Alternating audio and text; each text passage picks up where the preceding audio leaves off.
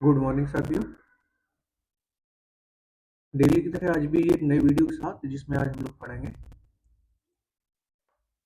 कृषि से संबंधित बहुत ही इम्पोर्टेंट रहेगा। तो चैनल पर अगर नए हैं तो प्लीज़ चैनल को सब्सक्राइब करें, बेल आइकन प्रेस करना ना भूलें। हम लोग स्टार्ट करते हैं कृषि से। बहुत ही इम्पोर्टेंट लेसन है और कृषि मानव जीवन के लिए बहुत ही महत्वपूर्ण है। बिना कृषि की मानव का जीवन संभव नहीं है।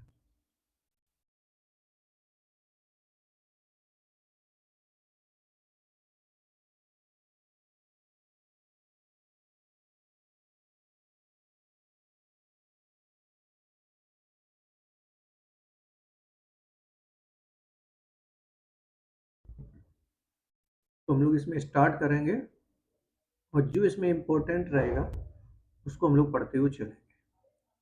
बहुत इम्पोर्टेंट पॉइंट के साथ चलेंगे और ये किसी भी एग्जाम के लिए, किसी भी प्रकार का एग्जाम हो, सभी में ये सहायक होता है। तो एक इसके बारे में थोड़ा सा देख लेते हैं, इसका परिचय कर लेते हैं कि भारत कृषि की दृष्टि से एक संपन्न राष्ट्र है। यहाँ विविध प्रकार की उपजाऊ मिट्टी भी है पाई जाती है।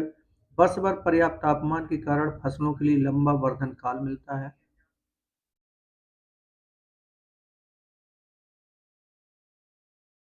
हिमालय से निकलने वाली सतवाहिनी नदियों में ग्लेशियर के पिघलने से वर्ष भर पर्याप्त जल रहता है।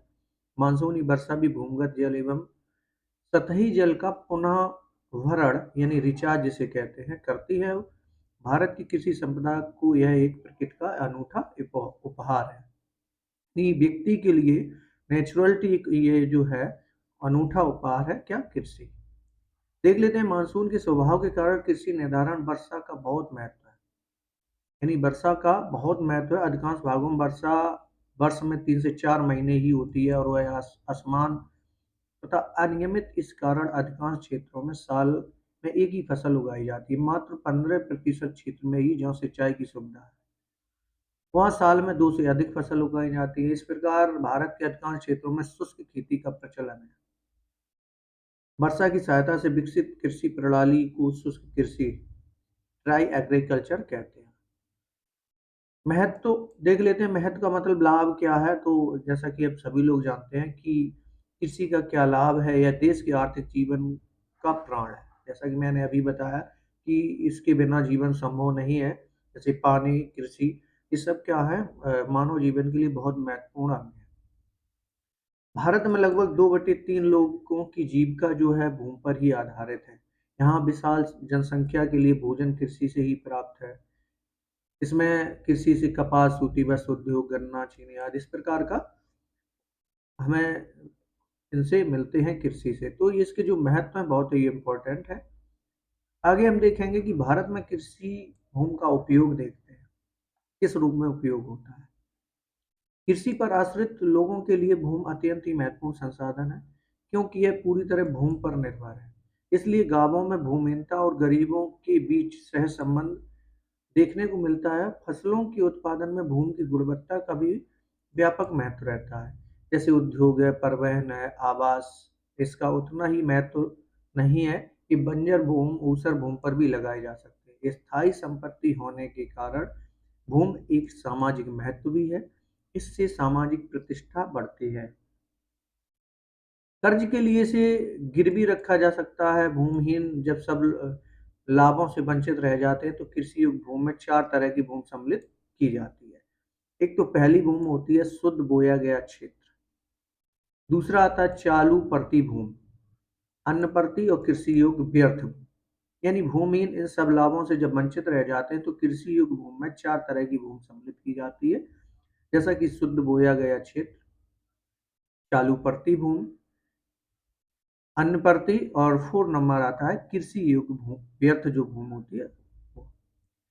जनसंख्या का जो दबाव है इस समय बढ़ रहा है, यानी जनसंख्या वृद्धि के कारण कृषि भूमि पर काफी दबाव बढ़ गया है और इसका जो गैर कृषि कार्यों में लगा उपयोग बढ़ता जा रहा है। ऐसी परिस्थिति में कृषि में उत्पादन दो ही रूपों में बढ़ाया जा सकता है। एक तो प्रति हेक्टेयर उपज में वृद्धि, दूसरी बात करें तो एक ही कृषि वर्ष में एक ही भूमि से अधिकाधिक फसलों को उगा करके। इस प्रकार से वृद्धि कर सकते हैं।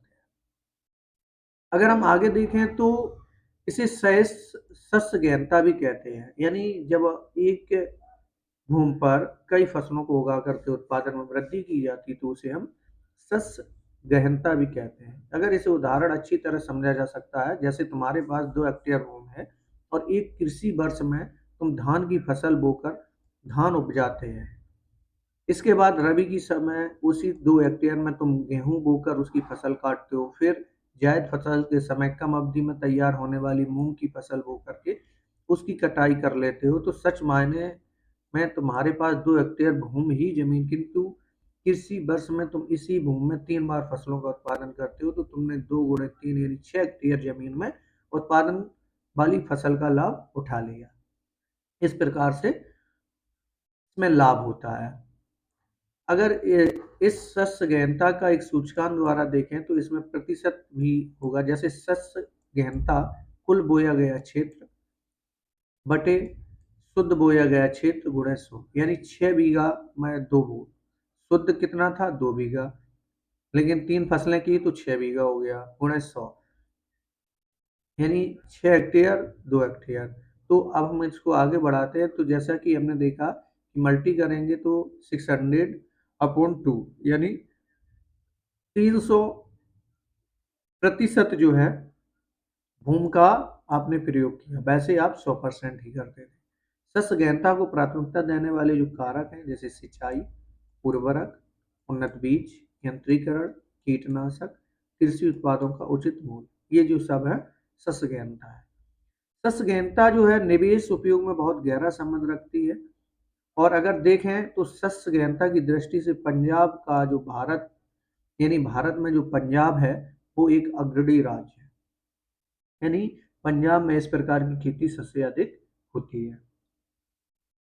चलिए आगे अगर हम देखें, पंजाब की तुलना में बिहार में सस्य गहनता क्यों कम है, इसका भी रीजन है। भारत में शुद्ध बोए गए क्षेत्र बढ़ने की संभावना बहुत ही कम है, लेकिन सस्य गहनता ही वह विकल्प है जिससे भारत में कृषि उत्पादन को बढ़ाया जा सकता है।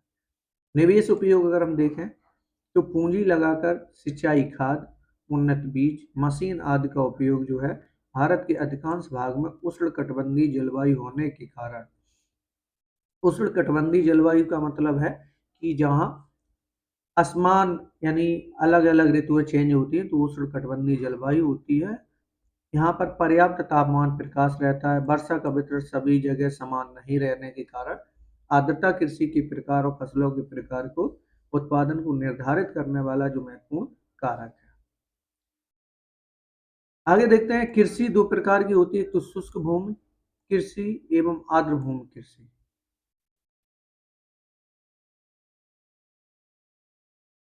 जिसमें 75 सेंटीमीटर से कम वर्षा वाले क्षेत्रों में होने वाली कृषि को हम शुष्क भूमि कहते हैं। यानी जहाँ गर्म क्षेत्र होता है तो उसे हम, जहाँ गर्म क्षेत्र में जहाँ कृषि होती है उसे शुष्क भूमि कहते हैं। या कम वर्षा वाले क्षेत्र में जहाँ वर्षा कम होती तो वहाँ शुष्क भूमि होती है। एवं 75 सेंटीमीटर से अधिक वर्षा होने वाले क्षेत्र को हम आर्द्र भूमि कृषि कहते हैं। भारतीय कृषि कुल 38.67% भूमि पर वर्षाधीन कृषि होती है, यानी वर्षा पर आधारित कृषि होती है 38.67, जिसमें मोटे अनाज, दाल, तिलहन, कपास आदि जो है वर्षाधीन फसल के उदाहरण हैं।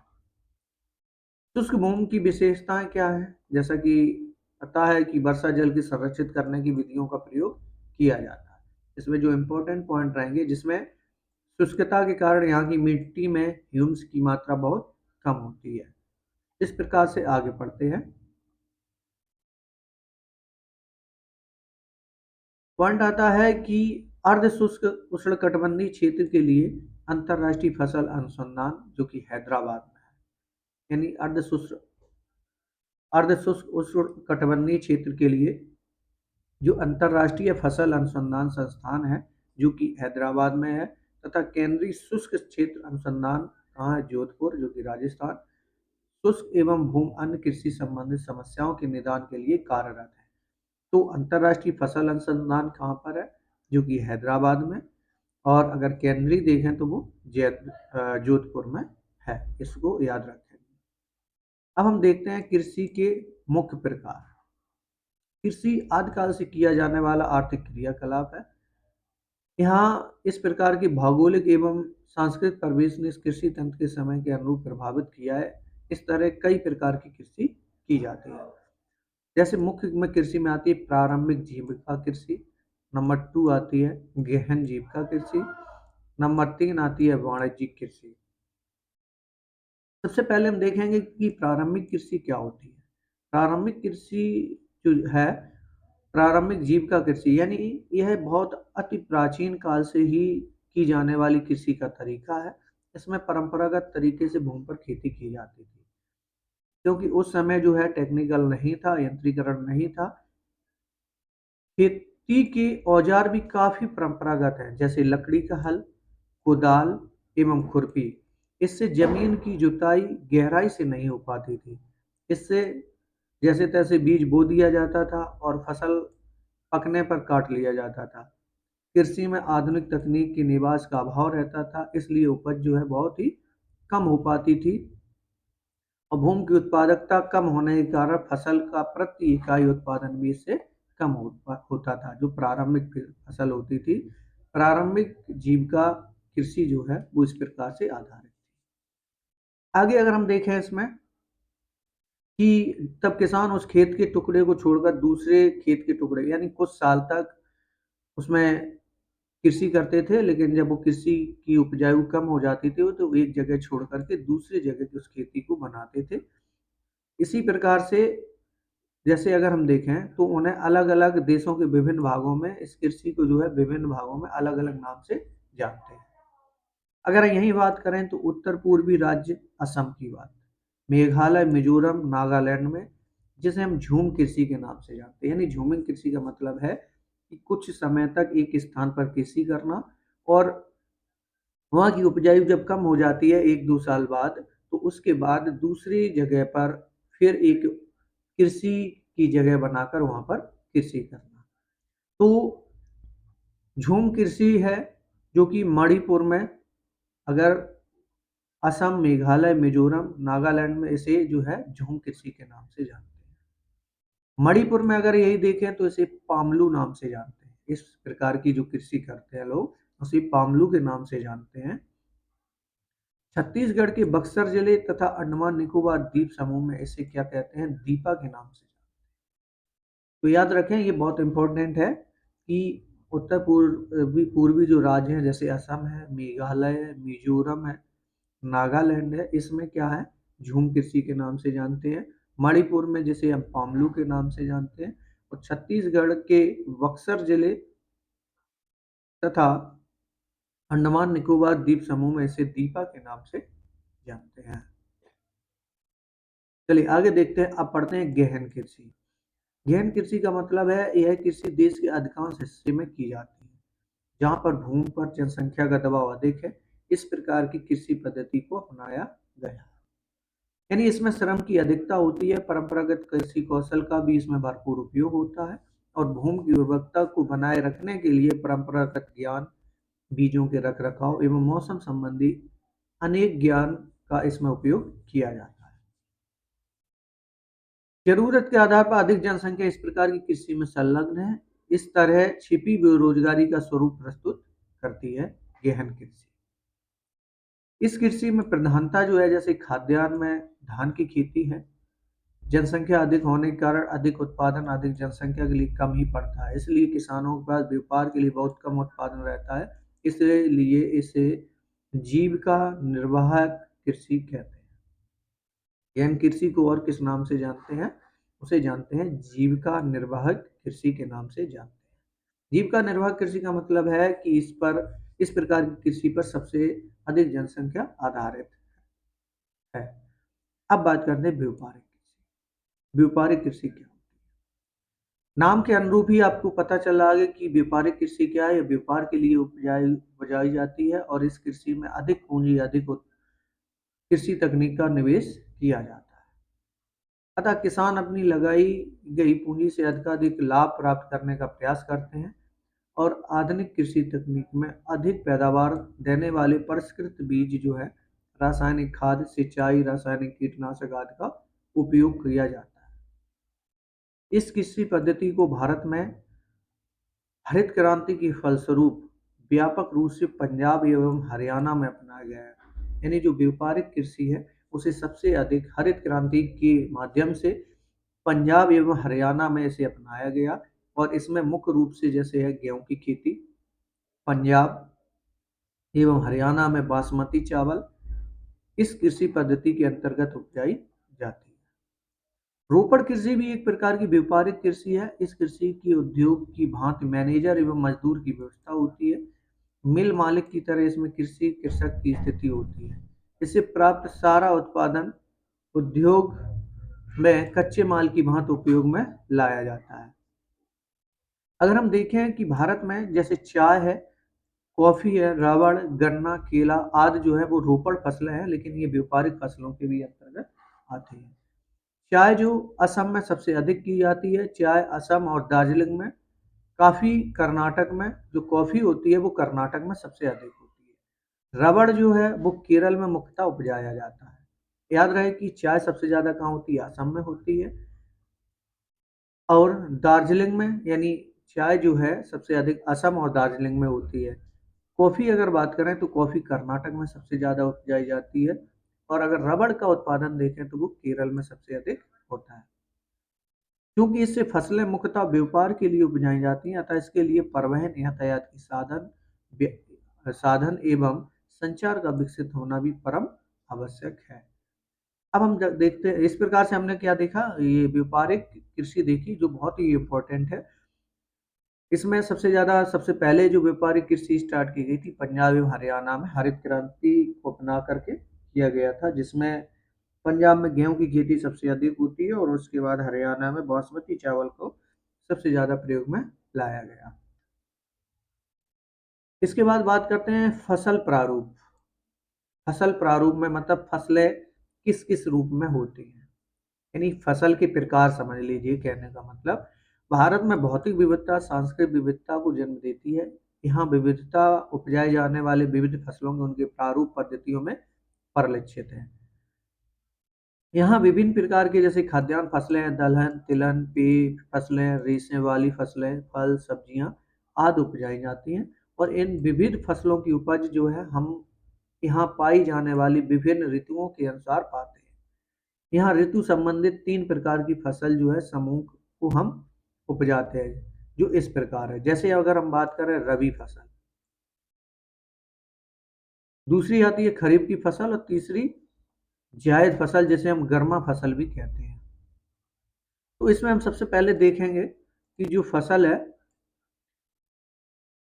रबी की फसल को हम सबसे पहले देखेंगे। यानी फसलें जो है वो 3 प्रकार की होती हैं इस प्रकार से।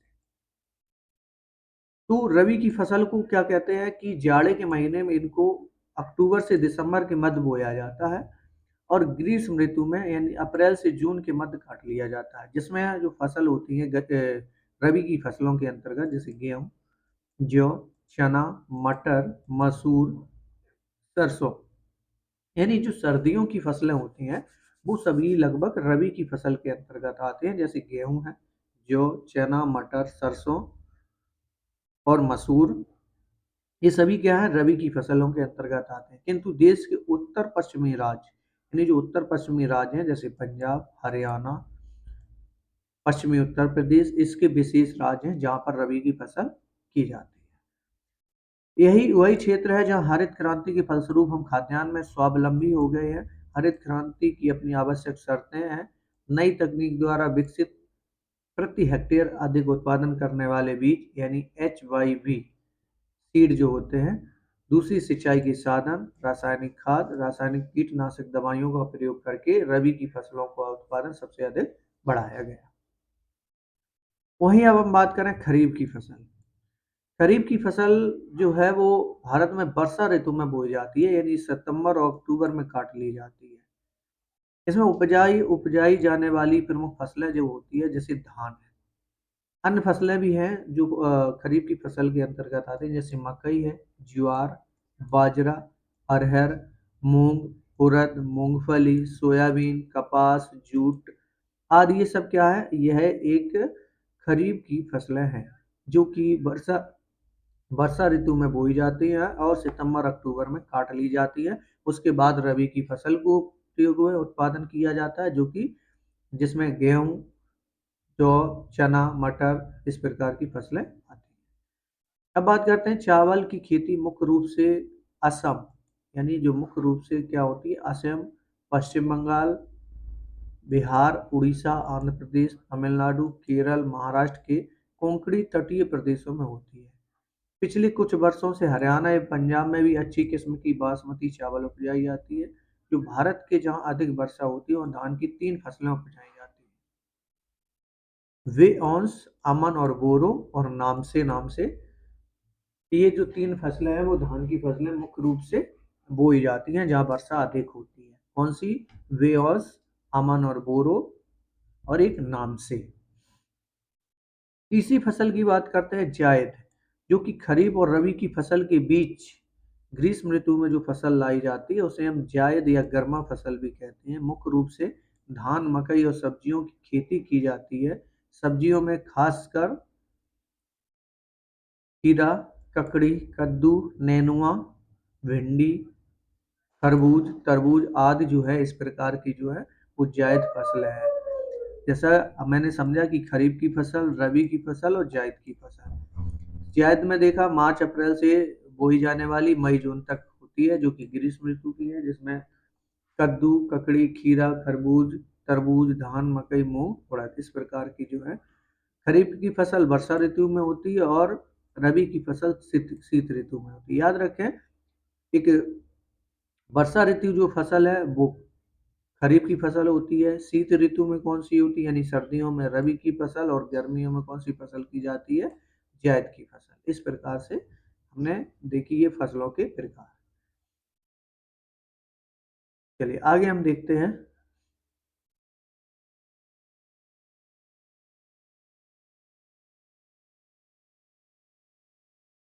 100 सेंटीमीटर से अधिक वर्षा वाले क्षेत्रों में चावल, जबकि 100 सेंटीमीटर से कम वर्षा वाले क्षेत्रों में क्या होता है, गेहूं की फसल जो वो अधिक की जाती है।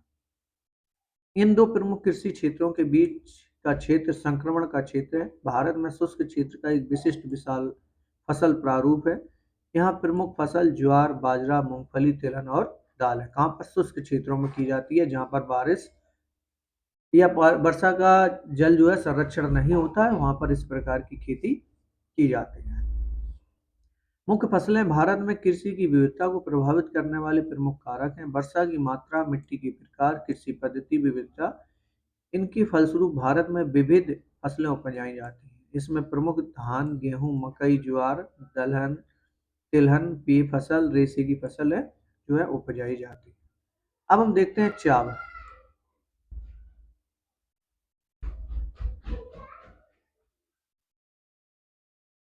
अब चावल की बात करते हैं।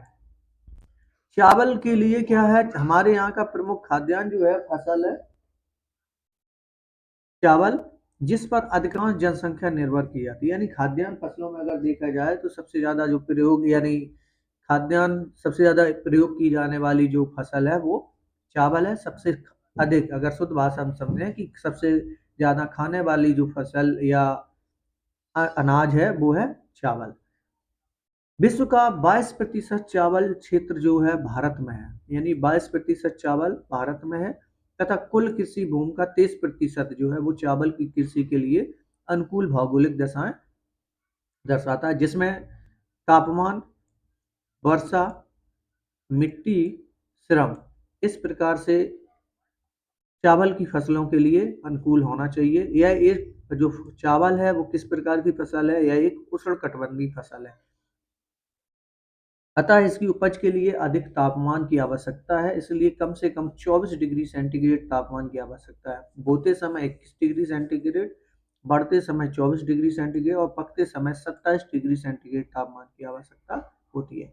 यहीं अगर वर्षा की बात करें तो 125 सेंटीमीटर से 200 सेंटीमीटर वर्षा की आवश्यकता होती है। चावल के लिए जो अधिक अत्यंत उपजाऊ जो मिट्टी है वो है जलोढ़ मिट्टी की आवश्यकता। इसकी मिट्टी जो है चीका युक्त दोमट होनी चाहिए, ताकि पौधे की जड़ जो है अच्छी तरह से विकसित हो सके। श्रम की बात करें तो कृषि मानव श्रम की अधिक कृषि में मानव श्रम की अधिक आवश्यकता होती है। खेती की तैयारी से लेकर रोपनी कटनी तक का जो कार्य है वो मानव द्वारा ही संपादित किया जाता है। अब चले इसके उत्पादन के बारे में हम देख लेते हैं। यानी जो चावल का उत्पादन है, भारत के अधिकांश चावल जो है जलोढ़ मिट्टी के क्षेत्र में डेल्टा एवं तटीय भागों में उत्पन्न किया जाता है। इसके अतिरिक्त यहाँ हिमालय पर्वत की निचली घाटियों में भी सीढ़ी नुमा खेतों में चावल तथा दक्षिणी पठार कुछ घाटी क्षेत्रों में भी इसको उगाया जाता है। सतलज गंगा के मैदान में सिंचाई की सहायता से चावल की कृषि ने उल्लेखनीय प्रगति की है। यानी सतलज गंगा के मैदानी क्षेत्रों में जो है सिंचाई की सहायता से चावल कृषि में एक उल्लेखनीय प्रगति की है। इसके मुख्य उत्पादक जैसे राज्य हैं पश्चिम बंगाल, बिहार, उत्तर प्रदेश, आंध्र प्रदेश, उड़ीसा, छत्तीसगढ़, असम, केरल, तमिलनाडु। अगर इनमें सभी में देखा जाए तो पश्चिम बंगाल में चावल की तीनों ही किस्में उपजाई जाती हैं और सबसे ज्यादा जो भारत का उपजाऊ क्षेत्र है वो है पश्चिम बंगाल। आगे हम पढ़ते हैं अब गेहूं के बारे में। चावल के बाद गेहूं हमारे देश की जो है प्रमुख खाद्यान्न फसल है। हमारा देश विश्व का दूसरा बड़ा उत्पादक है जो विश्व का करीब 10% गेहूं उत्पादन करता है। यह जाड़े की ऋतु में उगाया जाता है। पकते समय इसमें खिली धूप की आवश्यकता होती है तथा उगने के लिए समान रूप से वितरित 50 से 75 सेंटीमीटर वार्षिक वर्षा की आवश्यकता होती है। 100 सेंटीमीटर से अधिक वार्षिक वर्षा वाले क्षेत्र में इसकी खेती नहीं की जा सकती। 100 सेंटीमीटर की वार्षिक वर्षा ही समरेखा गेहूं एवं चावल प्रधान क्षेत्रों में अलग अलग करती है। सिंचाई की सहायता से गेहूं 20 सेंटीमीटर वार्षिक वर्षा वाले क्षेत्रों में भी उगाया जा सकता है। अगर हम वहीं देखें तो 1967 में देश की जब हरित क्रांति आई थी, इसका सबसे अधिक जो प्रभाव है हमारे गेहूं की फसल पर देखने को पड़ा। यानी 1970 और 71 में 1960 और 61 की तुलना में गेहूं की उपज लगभग दुगनी हो गई थी। इसकी हरित क्रांति के प्रभाव से गेहूं के क्षेत्रफल तथा प्रति हेक्टेयर उपज में लगभग 1.5 गुने की वृद्धि हुई। किंतु भारत में प्रति हेक्टेयर गेहूं का उत्पादन अभी भी उन्नत देशों की तुलना में बहुत कम है। अगर हम देखें तो गेहूं का उत्पादन लगभग 2/3 हिस्सा जो है पंजाब, हरियाणा और उत्तर प्रदेश से प्राप्त होता है। यानी गेहूं का उत्पादन भारत में देखें तो सबसे अधिक जो है वो पंजाब में होता है। उत्तर प्रदेश, सॉरी, 2/3 हिस्सा जो है पंजाब और हरियाणा और उत्तर प्रदेश से प्राप्त किया जाता है। लेकिन उत्तर प्रदेश देश का सबसे बड़ा गेहूं उत्पादक राज्य है। यानी सबसे ज्यादा जो गेहूं का उत्पादन होता है वो उत्तर प्रदेश राज्य में होता है, जहाँ भारत का लगभग 1/3 गेहूं पैदा किया जाता है। उसके बाद बात करते हैं हम बिहार एवं पश्चिम बंगाल जैसे गैर परंपरागत क्षेत्रों में भी इसकी खेती की जाती है। दोनों राज्य मिलकर देश का 8% गेहूं का उत्पादन करते हैं, यानी बिहार एवं पश्चिम बंगाल। लेकिन सबसे अधिक जो चावल होता है वो पश्चिम बंगाल, उसके बाद बिहार में। मध्य प्रदेश के मालवा के पठार तथा महाराष्ट्र में भी गेहूं की कृषि के बड़े क्षेत्र पाए जाते हैं। अब हम बात करते हैं मोटे अनाज। मोटे अनाज कौन कौन से होते हैं, जैसे ज्वार, बाजरा, रागी देश के प्रमुख मोटे अनाज हैं। इनमें प्रचुर मात्रा में कई पोषक तत्व पाए जाते हैं, जैसे रागी में प्रचुर मात्रा में लोहा, यानी जो राई होती है इसमें प्रचुर मात्रा में लोहा, कैल्शियम, सूक्ष्म पोषक और भूसी भी मिलती है। अब हम देखते हैं ज्वार, जो कि मोटे अनाज के अंतर्गत आते हैं। तो भारत में चावल और गेहूं के बाद ज्वार सबसे प्रमुख खाद्य फसल है। इसे उन क्षेत्रों में बोया जाता है जहां चावल गेहूं की खेती नहीं की जा सकती। यहाँ वर्षा पर निर्भर कृषि है तथा इसमें सिंचाई की व्यवस्था उपलब्ध नहीं होती। इसका सबसे बड़ा उत्पादक जो राज्य है वो है महाराष्ट्र, जिसमें 51% ज्वार पैदा किया जाता है। उसके बाद कर्नाटक, आंध्र प्रदेश, मध्य प्रदेश, अन्य उत्पादक जो राज्य हैं इस प्रकार से।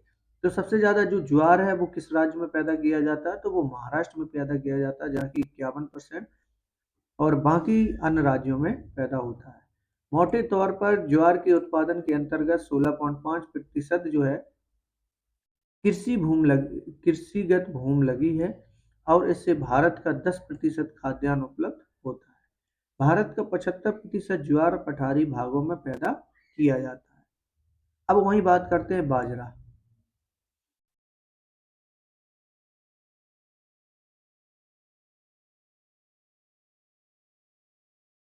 बाजरा जो है भारत की कुल कृषिगत भूमि का 7% भूमि पर ही उगाया जाता है। निर्धन लोगों के लिए एवं पशुओं का यह प्रमुख आहार है। यह बलुआ और उथली काली मिट्टी पर अधिकांशतः उगाया जाता है। बाजरा का सबसे उत्पादक जो बड़ा उत्पादक राज्य है वो है गुजरात, जिसमें 24% बाजरा उगाया जाता है। वहीं अगर राजस्थान की बात करें तो वहाँ 20%, उत्तर प्रदेश में 13% और महाराष्ट्र में 10%। उत्तर प्रदेश की बात करें तो यह तीसरा स्थान बाजरा में रखता है और सबसे बड़ा उत्पादक राज्य वो है गुजरात। अब बात करते हैं रागी। यह शुष्क प्रदेश की फसल है। यह लाल, काली, बलुआ, दोमट और उथली काली मिट्टी में अच्छी तरह उगाया जाता है। रागी जो है सबसे ज्यादा इसका उत्पादन कर्नाटक क्षेत्र में मिलता है और इसके बाद तमिलनाडु दूसरा प्रमुख उत्पादक राज्य है। तो सबसे पहला जो रागी का है वो कर्नाटक है, उसके बाद तमिलनाडु है। कर्नाटक में जो है वो कॉफी का उत्पादक भी सबसे ज्यादा होता है। हिमाचल प्रदेश, उत्तराखंड, सिक्किम, झारखंड और अरुणाचल प्रदेश में रागी का महत्वपूर्ण फसल रूप से उगाई जाती है। अब यही बात करें मकई। मकई जो है यानी मक्का अन्न महत्वपूर्ण मोटा अनाज है जो मनुष्य के भोजन एवं पशुओं के चारा के रूप में प्रयोग किया जाता है।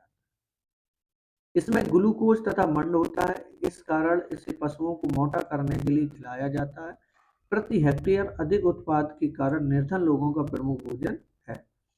यह एक खरीफ फसल है। इसे 21 से 27 डिग्री तापमान तक 75 सेंटीमीटर वर्षा की आवश्यकता होती है। अगर इसमें देखें तो यह फसल नदियों द्वारा लाई गई जलोढ़ मिट्टी में बहुत अच्छी तरह होती है और ये मुख्यतः मैदानी भागों की फसल है। आधुनिक प्रौद्योगिक निवेश जिसे उच्च पैदावार देने वाले बीज, उर्वरक, सिंचाई के उपयोग से मक्का का उत्पादन काफी बढ़ा। यह भारत के 3.6% कृषिगत भूमि पर उपजाया जाता है।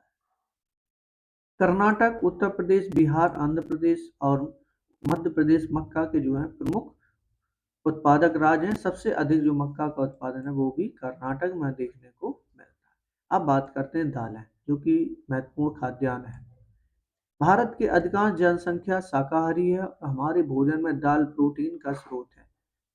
तूर यानी जो अरहर होता है उसे तूर कहते हैं। उड़द, मूंग, मसूर, मटर और चना भारत की मुख्य दलहनी फसलें हैं और दालों के उत्पादन में उस अनुपात में वृद्धि नहीं हुई है जिस अनुपात में अनाजों के उत्पादन में वृद्धि हुई। वस्तुतः अगर देखें तो कुल फसल क्षेत्र में दालों की खेती का प्रतिशत घट गया है। दालों को कम नमी की आवश्यकता होती है और इन शुष्क परिस्थितियों में भी उगाया जा सकता है। 90% इसकी खेती मुख्यतः शुष्क कृषि तकनीक के अंतर्गत की जाती है, जिसमें अगर हम बात करें तूर जो कि अरहर की दाल होती है को छोड़कर बाकी जो अन्य दालें वायु से नाइट्रोजन लेकर वायु भूमि को उर्वर बनाती हैं तथा इनको आम तौर पर अन्य फसलों के साथ साथ फसल आवर्तन में भी रोपा जाता है। दालें खरीफ तथा रबी दोनों ही ऋतुओं में उगाई जाती हैं।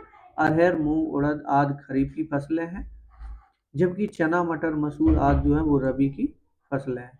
दालों का उत्पादन बढ़ाने के लिए राष्ट्रीय दल विकास कार्यक्रम भी 1986 से 87 के रूप में शुरू किया गया। ये कौन सा?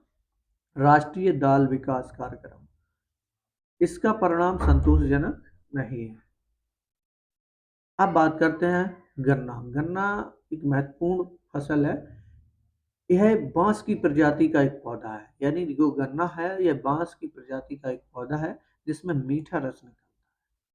इससे गुड़ तथा चीनी तैयार किया जाता है। भारत को गन्ने की जन्मभूमि कहा जाता है, यानी भारत में सबसे अधिक गन्ना होता है और इसे जन्मभूमि के नाम से भी जानते हैं। यह एक उष्ण एवं उपोष्ण कटिबंधीय की फसल है। कैसी? उष्ण एवं उपोष्ण कटिबंधीय फसल है जिसमें 21 डिग्री सेंटीग्रेड से 27 डिग्री सेंटीग्रेड तक तापमान और 75 सेंटीमीटर से 100 सेंटीमीटर के बीच वार्षिक वर्षा की जरूरत होती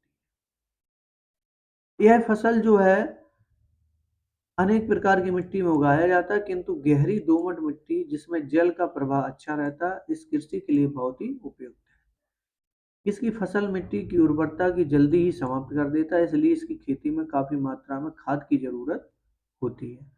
भारत में यह फसल दक्षिण में कन्याकुमारी से लेकर उत्तर में पंजाब के गुरदासपुर तक उगाया जाता है, किंतु इसका मुख्य उत्पादक क्षेत्र 25 डिग्री उत्तरी अक्षांश के दक्षिणी दक्षिण में ही पाए जाते हैं। दक्षिण में इसकी कृषि के लिए उत्तर भारत की तुलना में अधिक अनुकूल परिस्थितियां उपलब्ध है। इस प्रकार से बात करते हैं आगे। तिलहन जो है भारत में सबसे बड़ा तिलहन उत्पादक देश है। भारत जो है विश्व में सबसे बड़ा तिलहन उत्पादक देश है। देश के कुल कृषिगत भूमि में 12% पर कई प्रकार की तिलहन फसलें उपजाई जाती हैं। इनसे निकाले गए तेल हमारे भोजन का मुख्य अंग है। कुछ औद्योगिक रूप से कच्चे माल के रूप में भी लाए जाते हैं, जैसे मूंगफली, सरसों, नारियल तिल, सोयाबीन, अरंडी, बिनौला, अलसी और सूरजमुखी आदि भारत में उगाई जाने वाली प्रमुख तिलहन है। कुछ तेल की बीजों को साबुन, प्रसाधन और उबटन आदि में भी प्रयोग किया जाता है। चलिए अब हम बात करते हैं मूंगफली की। मूंगफली एक खरीफ का फसल है। भारत विश्व में मूंगफली का दूसरा बड़ा उत्पादक राज्य है, यानी तिलहन सबसे पहला है और उसके बाद अगर बात करें तो भारत में मूंगफली जो है दूसरा बड़ा उत्पादक देश है। यह देश की कुल कृषिगत भूमि का 3.6% पर पैदा किया जाता है।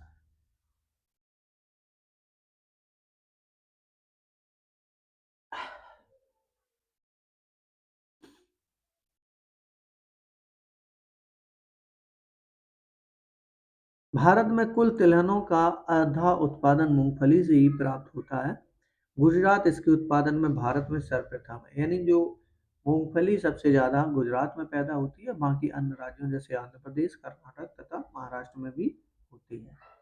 उसके बाद करते हैं सरसों की बात। तो इसके अंतर्गत जैसे राई, सरसों, तोरिया, तारामीरा कई तिलहन शामिल है। यह रबी की उपोष्ण कटिबंधीय फसल है, यानी सरसों जो है वो उपोष्ण कटिबंधीय फसल है। इसकी कृषि भारत के मध्य तथा उत्तर पश्चिम में रबी के मौसम में बोई जाती है। पाला इसकी कृषि के लिए हानिकारक है, इस कारण से इसका उत्पादन बहुत प्रभावित होता है तथा परिवर्तनशील इसके उत्पादन में वृद्धि के लिए नए औद्योगिकी विकास किया गया है, जिसमें उन्नत बीजों का प्रयोग तथा सिंचाई आदि शामिल है। इसके उत्पादन का 1/3 भाग जो है राजस्थान द्वारा प्राप्त होता है। किसका? सरसों का। अन्य उत्पादक राज्य जैसे इसमें उत्तर प्रदेश, हरियाणा, पश्चिम बंगाल, मध्य प्रदेश। इसके प्रति हेक्टेयर उत्पादन हरियाणा तथा पंजाब में बहुत अधिक है।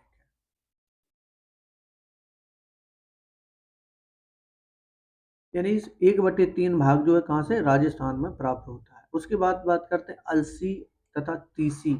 अलसी एक फसल है और उसे तीसी के नाम से जानते हैं, जो कि एक अनरबी तिलहन फसल है। इसका उपयोग जो है औद्योगिक उपयोग में किया जाता है। तिल उत्तरी भारत में खरीफ फसल है, यानी एक अन्य रबी फसल भी है, लेकिन इसका जो उत्तरी भारत में देखें तो एक खरीफ की फसल की तरह उत्पादन होता है।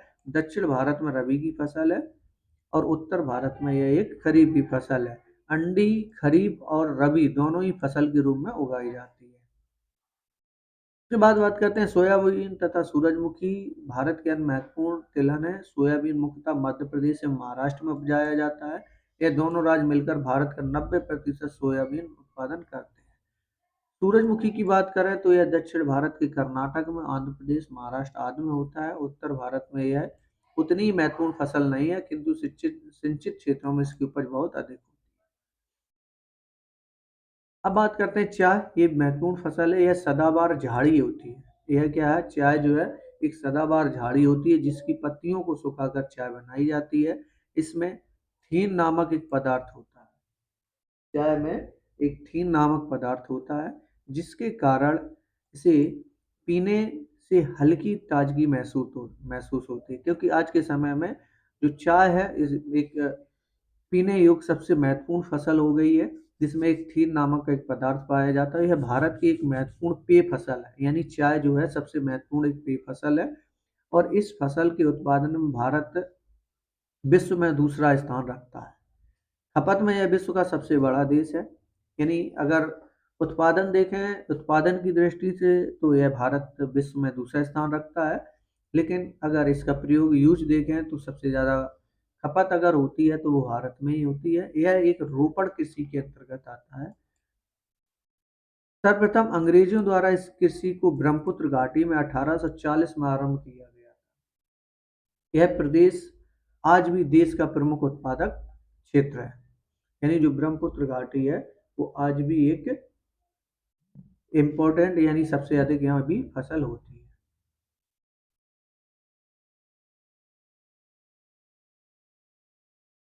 चाय उष्ण तथा उपोष्ण कटिबंधीय पौधा है। चाय कैसा एक है? उष्ण तथा उपोष्ण कटिबंधीय पौधा है जिसके लिए 25 डिग्री से 3 डिग्री सेंटीग्रेड तक तापमान आवश्यकता है। 200 से 250 सेंटीमीटर वर्षा आवश्यक है।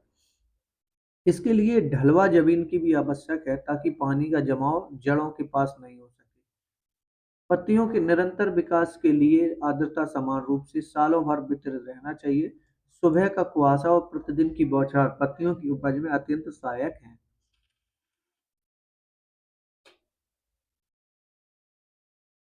इसकी मिट्टी सुप्रभावित एवं उर्वरक होनी चाहिए।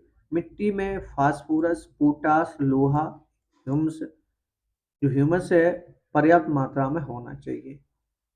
झाड़ियों की सफाई एवं कटाई के लिए काफी मानव श्रम की आवश्यकता होती है। चाय की पत्तियों की ताजगी को बनाए रखने के लिए इस बागान में संशोधित किया गया है। चाय के उत्पादन में प्रमुख गौड़ दो प्रकार के क्षेत्र हैं। इसके अंतर्गत असम की ब्रह्मपुत्र एवं सूरमा घाटी, यानी असम में जो है ब्रह्मपुत्र घाटी और सुरमा घाटी, और पश्चिम बंगाल में देखें तो दार्जिलिंग तथा जलपाईगुड़ी की पहाड़ियां जो है, तथा तमिलनाडु में नीलगिरी की पहाड़ियां हैं। यानी इस प्रकार से ये जो क्षेत्र है जिसमें चाय एक महत्वपूर्ण है।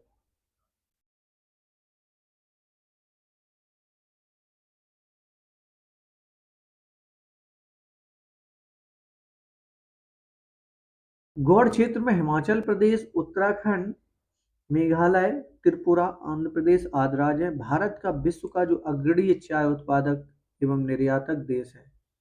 यानी जो भारत है विश्व का एक सबसे अग्रणी चाय उत्पादक भी है और एक निर्यातक भी है।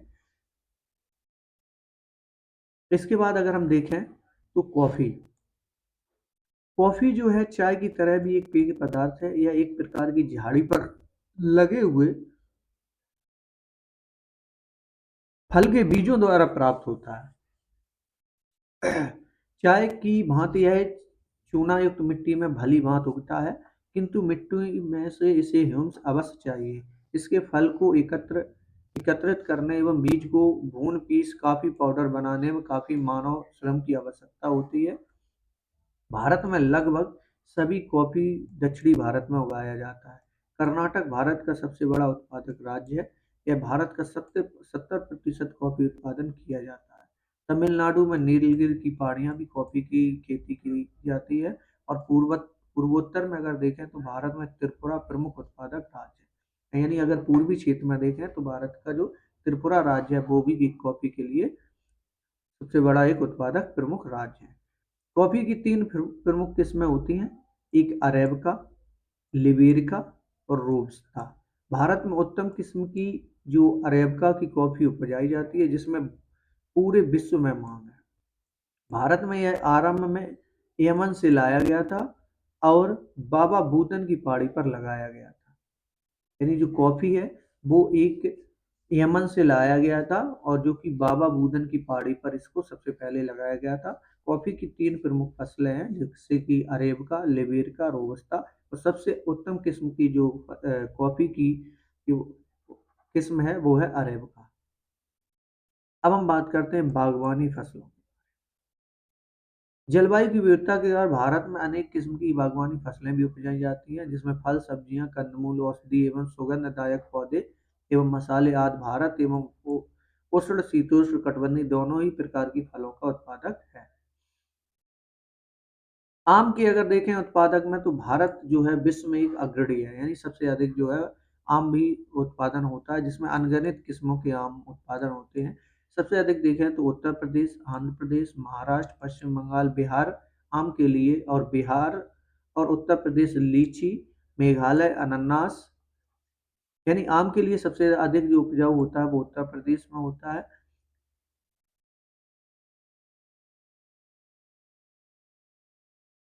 सॉरी, यानी इन राज्यों में जैसे उत्तर प्रदेश, आंध्र प्रदेश, महाराष्ट्र, पश्चिम बंगाल इस प्रकार से जो है इसमें आम उगाए जाते हैं। लेकिन अगर देखें तो बिहार जो है आम के लिए सबसे अधिक जाना जाता है। बिहार और उत्तर प्रदेश में लीची के लिए भी जाना जाता है। अनानास की बात करें तो मेघालय में होता है अधिक। आंध्र प्रदेश और महाराष्ट्र में अंगूर का सबसे अधिक उत्पादन होता है। और हिमाचल प्रदेश तथा जम्मू कश्मीर में सेब, नाशपाती, खूबानी और अखरोट के लिए प्रसिद्ध है। तो अनानास सबसे ज़्यादा कहाँ होता है? मेघालय में होता है। आम अगर देखें तो बिहार में होती है, और लीची बिहार और उत्तर प्रदेश में। अंगूर अगर देखें तो आंध्र प्रदेश और महाराष्ट्र में है। और यही अगर सेब की बात करें तो वो हिमाचल प्रदेश और जम्मू कश्मीर में। अखरोट भी और या खूबानी भी जम्मू कश्मीर और हिमाचल प्रदेश के लिए प्रसिद्ध है। कुछ स्थानों का नाम भी विशिष्ट फलों से जुड़ा है, जैसे नागपुर और चूरापूंजी का जो संतरा है, संतरा जो है नागपुर में, और चूरापूंजी जो है वहाँ सबसे अधिक होती है। मुजफ्फरपुर में लीची और जलगांव का एक केला विशेष महत्व रखता है। केरल, तमिलनाडु, महाराष्ट्र और मिजोरम राज्यों में बड़े स्तर पर केला की कृषि होती है।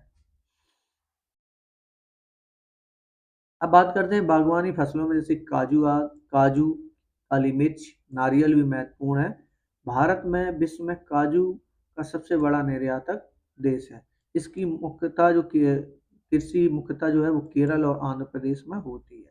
काली मिर्च की खेती केरल के पश्चिमी घाट प्रदेश में, तथा नारियल की कृषि केरल तथा तमिलनाडु, आंध्र प्रदेश और कर्नाटक के तटीय प्रदेश में होती है। यानी अगर बात करें तो काजू जो है सबसे अधिक जो है वो केरल और आंध्र प्रदेश में होता है। काली मिर्च जो है वो भी केरल के पश्चिमी घाट में, तथा नारियल जो है सबसे अधिक केरल में होता है, जो कि केरल नारियल के लिए बहुत ही प्रसिद्ध है। अब बात करते हैं अखाद्य फसलें, यानी जो खाने योग्य फसलें नहीं है, जिसे खाया नहीं जाता, वो उन फसलों की बात करते हैं। जैसे आती है सबसे पहले रबर। रबड़ जो है भारत में इसकी बागानी कृषि 1880 ईस्वी में त्रावणकोर और मालाबार में प्रारंभ हुआ था। यानी रबड़ का प्रयोग सबसे पहले उत्पादन जो है वो 1880 में त्रावणकोर और मालाबार में प्रारंभ हुआ था, पर व्यावसायिक उत्पादन 1902 में ही आरंभ हुआ था। रबड़ जो है एक भूमध्य रेखीय जलवायु की फसल है, और इसके उत्पादन के लिए अधिक तापमान और आर्द्रता की आवश्यकता होती है। केरल, तमिलनाडु, कर्नाटक, अंडमान निकोबार द्वीप समूह और मेघालय की गारो पहाड़ियों में इसकी खेती होती है। यानी सबसे ज्यादा जो रबड़ की फसल है वो कहाँ पर होती है? केरल में होती है, उसके बाद तमिलनाडु। अब बात करते हैं रेशेदार फसलें। रेशेदार में जैसे कपास, जूट, सन, प्राकृतिक रेशम। भारत के चार प्रमुख रेशेदार फसल हैं। इसमें से प्राकृतिक रेशम रेशम के कीड़े की कोकून से प्राप्त होता है। रेशम का कीड़ा शहतूत के पत्तों को खाकर बड़ा होता है, किंतु प्रथम तीन रेशेदार फसलें मिट्टी में उगाई जाती हैं। बात करते हैं कपास की। तो भारत को कपास का मूल स्थान माना जाता है। सूती वस्त्र उद्योग के लिए एक कच्चा माल प्रदान करता है। यह एक ऐसा एक उपोष्ण तथा उष्णकटिबंधीय पौधा है, तथा प्रमुखतः इसे 210 दिन पाला रहित मौसम की आवश्यकता होती है। लावा निर्मित काली मिट्टी भारत में कपास उत्पादन बहुत उपयुक्त है, क्योंकि यह अपने अधिक समय नमी बनाए रखती है। तेज और चमकीली धूप कपास के पौधों को बढ़ने में सहायक होती है, और पकते समय शुष्क वातावरण की आवश्यकता होती है। इसे पककर तैयार होने में 6 से 8 महीने लगते हैं। यह एक खरीफ फसल है, यानी यह कितने दिन में तैयार होती है? 6 से 8 महीने में तैयार होती है। और यह एक कैसी फसल है? वो एक खरीफ फसल है। महाराष्ट्र, गुजरात, मध्य प्रदेश, कर्नाटक, आंध्र प्रदेश, तमिलनाडु, पंजाब, हरियाणा और उत्तर प्रदेश में कपास के मुख्य उत्पादक राज्य हैं। लेकिन सबसे ज़्यादा जो कपास है वो महाराष्ट्र में होता है, उसके बाद गुजरात। यह जो छोटे रेशे वाली कपास उगाई जाती है। अब बात करते हैं जूट की। जूट भी एक कपास की तरह ही होता है। कपास के बाद जूट भारत की दूसरी महत्वपूर्ण रेशेदार फसल है। इसे सुनहरा रेशा के नाम से, यानी गोल्डन फाइबर के नाम से भी जानते हैं। किसको? जूट को। बाढ़ के मैदान फ्लूड प्लेन में जब हर वर्ष नई उपजाऊ मिट्टी का निक्षेपण होता है, तब उसे जूट की फसल बहुत अच्छी होती है। इसके लिए चीका युक्त मिट्टी की आवश्यकता होती है। कपास के लिए काली मिट्टी की आवश्यकता होती है। यह जो है गर्म एवं आर्द्र जलवायु, जिसमें रेशा तैयार होने के बाद इसे सड़ाने के लिए पर्याप्त पानी की आवश्यकता होती है। नदी का जल प्रवाह इसकी खेती के लिए उपयुक्त दशा प्रदान करता है। नदियों के डेल्टा तथा गंगा के निचला मैदान इसकी खेती के लिए उपयुक्त है। पारंपरिक रूप से जूट द्वारा रस्सी, चट एवं बोरा आदि बनाया जाता है, जिसकी पैकिंग में उपयोग किया जाता है। अब इससे वस्त्र एवं आकर्षक दस्तकारी की चीजें भी बनाई जा रही हैं, जिनकी देश विदेश में काफी मांग है।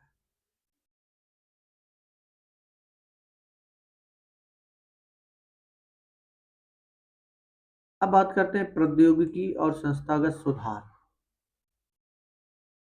भारत में कृषि हजारों वर्षों से की जा रही, किंतु परंपरागत तरीके से संस्थागत व्यवस्था में समय के साथ परिवर्तन नहीं होने के कारण कृषि में काफी पिछड़ापन पाया जाता है।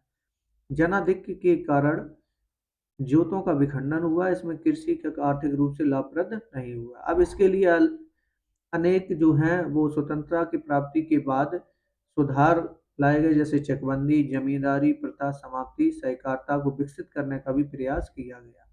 प्रथम पंचवर्षीय योजना में भूमि सुधार को मुख्य रूप से लक्षित किया गया था, किंतु भूमि सुधार अधिनियम का क्रियान्वयन ठीक तरह से नहीं हो सका। 1960 और 70 के दशक में कृषि में सुधार के लिए विशेष पैकेज भी लाई गई। इसी पैकेज से गेहूं की कृषि में हरित क्रांति की शुरुआत हुई। इसी पैकेज में गेहूं की कृषि में हरित क्रांति की शुरुआत हुई। इसके अंतर्गत उन्नत किस्म के संकर बीज, एच HYV सीड, रासायनिक खाद, सिंचाई, कीटनाशक आदि का उपयोग, तो व्यापक प्रयोग कर खाद्य में अप्रत्याशित वृद्धि की गई, यानी संकर बीज के अनुसार। वही बात करें, इसी दौरान श्वेत क्रांति आई, जिसमें ऑपरेशन फ्लड भी कहते हैं, जो कि दूध से संबंध उत्पादन में अप्रत्याशित वृद्धि हुई। इस क्रांति को आगे बढ़ाने में सहकारिता विभाग पर भारत सरकार ने काफी ध्यान दिया है। वही बात करें तो 1980 और 1990 के दशकों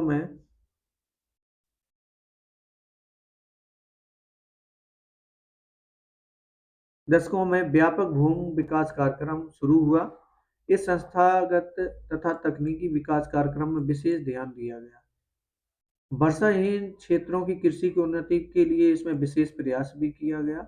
अगर वहीं बात करें तो प्राकृतिक आपदाओं से होने वाली क्षति से किसानों को सुरक्षित करने के लिए फसल बीमा योजना लाई गई। किसानों को कम दर पर ऋण की भी सुविधा उपलब्ध कराई गई, जिसमें ग्रामीण बैंक, सहकारी समितियां एवं अन्य बैंक भी स्थापित किए गए। भारत सरकार ने किसान क्रेडिट कार्ड और व्यक्तिगत दुर्घटना यानी PAIS लागू किया। इसके अलावा दूरदर्शन और आकाशवाणी पर भी कृषि से संबंधित जानकारियों को विभिन्न कार्यक्रमों के माध्यम से प्रसारित किया जाता है। बिचौलियों के शोषण के से किसानों को सुरक्षित रखने के लिए न्यूनतम समर्थन मूल्य एवं कुछ महत्वपूर्ण फसलों के लिए लाभदायक खरीद मूल्य की भी सरकार ने घोषणा की। अगर वहीं बात करें तो 1980 के दशक में कृषि प्रदेश योजना यानी एग्रो क्लाइमेटिक प्लानिंग की शुरुआत हुई तथा कृषि विकास में प्रादेशिक संतुलन को बल दिया गया। इस दशक में कृषि विविधता पर भी जोर दिया गया, जैसे अधिक मूल्य वाले औषधि पौधों की खेती आदि। कृषि फसलों की खेती के अलावा दुधारू पशुओं का पालन, मुर्गी पालन, पशुपालन, मछली पालन आदि के विकास को बहुत प्रोत्साहित किया गया। अब वहीं एक और पॉइंट देख लेते हैं, उसके बाद अंत होता है इस लेसन का। कृषि का राष्ट्रीय अर्थव्यवस्था और रोजगार उत्पादन में इसका क्या योगदान रहा कृषि का। तो भारत में जो कृषि प्रधान देश होने के कारण भारतीय कृषि अर्थव्यवस्था में नींव के पत्थर की भांति रखती है। 2001 में देश की लगभग 63% जनसंख्या कृषि से रोजगार प्राप्त करती थी, किंतु स्वतंत्रता प्राप्ति के बाद आज तक सकल घरेलू उत्पाद में कृषि का योगदान लगातार घट रहा है, जो एक चिंता का विषय भी है। कृषि में गिरावट समाज के अन्य क्षेत्रों में गिरावट लाएगा तथा यह क्षेत्रीय विषमता को बढ़ावा देगा। यह सर्वथा कृषि पर आधारित लोगों के हित में नहीं है। कृषि के महत्व को समझते हुए भारत सरकार ने इसके विकास एवं वृद्धि के लिए इसके आधुनिकीकरण का प्रयास किया। इसके अंतर्गत भारतीय कृषि अनुसंधान परिषद एवं कृषि विश्वविद्यालयों की भी स्थापना की गई। पशु चिकित्सा सेवाएं तथा पशु प्रजनन केंद्र की स्थापना, बागवानी विकास, मौसम विज्ञान और मौसम के पूर्वानुमान के क्षेत्र में अनुसंधान और विकास आदि को प्राथमिकता दी गई। यहीं अगर हम बात करें सकल घरेलू उत्पाद में वृद्धि देखें तो 1980 और 91 में कृषि में 3.6 थी, जो कि 1992 और 2001 में 3.3 हो गई। उद्योग में 7.1 से 6.5, सेवाएं जो है 6.7 से 8.2 हुई। अब बात करते हैं वैश्वीकरण की। वैश्वीकरण का भारतीय कृषि पर बहुत बड़ा प्रभाव पड़ा। वैश्वीकरण का अर्थ है देश की अर्थव्यवस्था का विश्व की अर्थव्यवस्था के साथ जुड़ना। यानी वैश्वीकरण का अर्थ होता है कि विश्व की देश की अर्थव्यवस्था जो है विश्व की अर्थव्यवस्था को जुड़ने को हम क्या बोलते हैं, वैश्वीकरण जो बोलते हैं। इसने भारतीय बाजार को विश्व की बाजार के लिए खोल दिया है। अंतरराष्ट्रीय व्यापार पर सरकारी तंत्र की पकड़ ढीली हो गई है।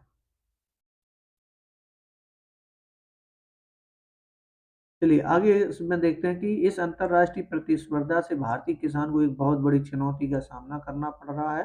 भारतीय कृषि कई प्रकार की समस्याओं से भी जूझ रहा है। इसकी सबसे बड़ी जो समस्या है वो फसलों का प्रति हेक्टेयर एकड़ कम उत्पादन है। भारत में भूमि प्रति इकाई फसलों का उत्पादन जापान का 1/3 और संयुक्त राज्य अमेरिका का 1/4 है। यानी भारत में भूमि की प्रति इकाई में अगर देखें तो फसलों का उत्पादन जापान का 1/3 है और संयुक्त राज्य अमेरिका का 1/4 है। अब हम बात करते हैं खाद्य सुरक्षा। रोटी, कपड़ा और मकान हमारी मूलभूत आवश्यकता है। भोजन के साथ साथ पोषण प्राप्त करना भी यह सभी नागरिकों के लिए अत्यंत आवश्यक है। हमारे देश के उन क्षेत्रों में जहाँ निर्धनता अधिक व्याप्त है, वहाँ भुखमरी की समस्या है। इसकी निराकरण के लिए सरकार ने कई खाद्य सुरक्षा प्रणाली बनाई। इसकी प्रमुखता दो अंग है, एक बफर स्टॉक एवं जन वितरण प्रणाली पीडीएस। बफर स्टॉक क्या होता है? इसके अंतर्गत सस्ती दरों पर आवश्यक सामग्री एवं अनाज शहरों एवं ग्रामीण क्षेत्र के निवासियों को मुहैया कराई जाती है। इसमें गरीब लोगों को भोजन सुलभ हो गया है। बफर स्टॉक बनाने में यानी FCI food corporation of India सक्रिय है। न्यूनतम समर्थन मूल्य पर यह किसानों को अनाज जो है खरीद कर उसका भंडारण करती है।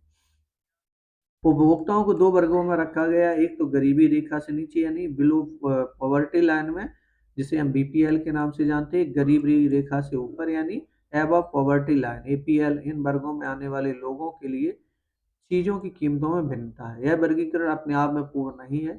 इसमें अनेक हकदार गरीब लोग बीपीएल वर्ग में शामिल नहीं हो पाए हैं, पर बहुत जो लोग जो है एपीएल वर्ग के एकदम अंतिम छोर पर है। एक फसल बर्बाद होने पर बीपीएल की श्रेणी में आ जाते हैं, किंतु उनकी गिनती बीपीएल श्रेणी में नहीं हुई है।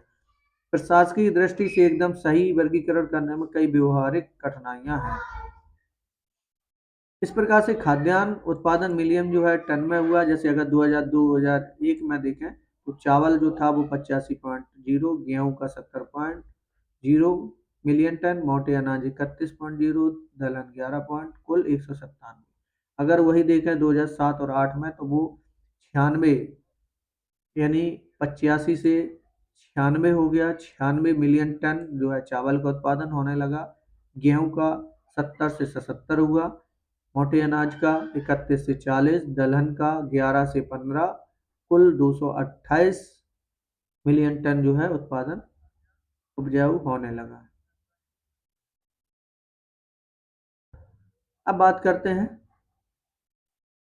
हरित क्रांति में लाए गए प्रौद्योगिकी कीटनाशी कीटनाशक पीड़कनाशी रासायनिक उर्वरक के कारण मिट्टी का निम्नीकरण एक भारी समस्या हो गई है। सिंचाई या असक्षम जल प्रबंधन से जल क्रांतता, वाटर लॉगिंग और लवणता की समस्या पैदा हो गई है। किसानों को मुफ्त बिजली मिलने के कारण भूमिगत जल को सिंचाई के साधनों द्वारा अंधाधुंध उपयोग किया जाने लगा। फलतः भूमिगत जल के भंडारण के कारण नलकूप जो है वो सूख गए हैं। अब यही बात करें तो इससे छोटे एवं सीमांत किसान की खेती को छोड़ने पर मजबूर हो गए। हालांकि बड़े किसानों गहरे एवं नलकूप भी जल की सुविधा है। पर पारिभाषिक शब्द देखते हैं। वर्धन काल। वर्धन काल का मतलब होता है फसल के बोने, बढ़ने और पकने के लिए उपयुक्त मौसम वाला जो समय होता है उसे हम कहते हैं वर्धन काल।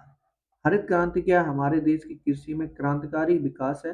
इसमें मुख्यतः नए बीजों, खादों और उर्वरक को प्रयोग, सुनिश्चित जल आपूर्ति की व्यवस्था को फलस्वरूप कुछ अनाजों की उपज में अधिक वृद्धि हुई। रोपण कृषि क्या है? बड़ी बड़ी आर्थिक इकाइयों में व्यापारिक उत्पादन के लिए एक या एक से अधिक किस्म जो है पौधे की रोपण की पद्धति से होती है। अब बात करते हैं पशुपालन एवं दुग्ध विकास की। भारतीय कृषि में छोटे एवं सीमांत किसानों के विकास में बहुत सहायक है। इसके द्वारा इनकी आमदनी को बढ़ाया जाता है। अगर यहाँ देखें तो भारत में विश्व का सबसे अधिक पशुधन है। यहाँ विश्व का 57% भैंस तथा विश्व का 14% गाय 2003 के अनुसार की जनसंख्या रहती है।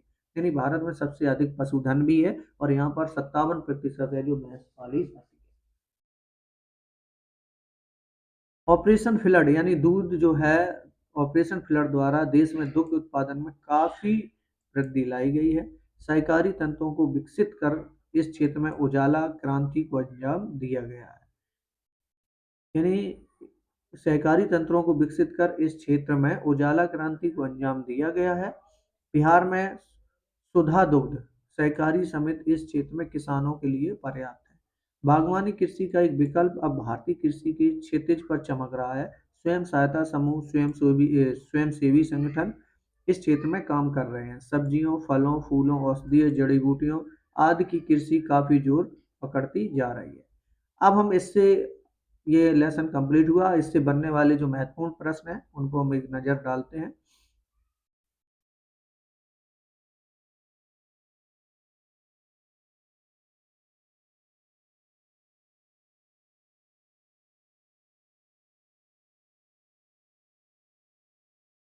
जो कि हम लोग करेंगे और कमेंट में आप बताएं कि भारत के सबसे जो महत्वपूर्ण अनाजों के नाम है उनको आप लोग बताएंगे।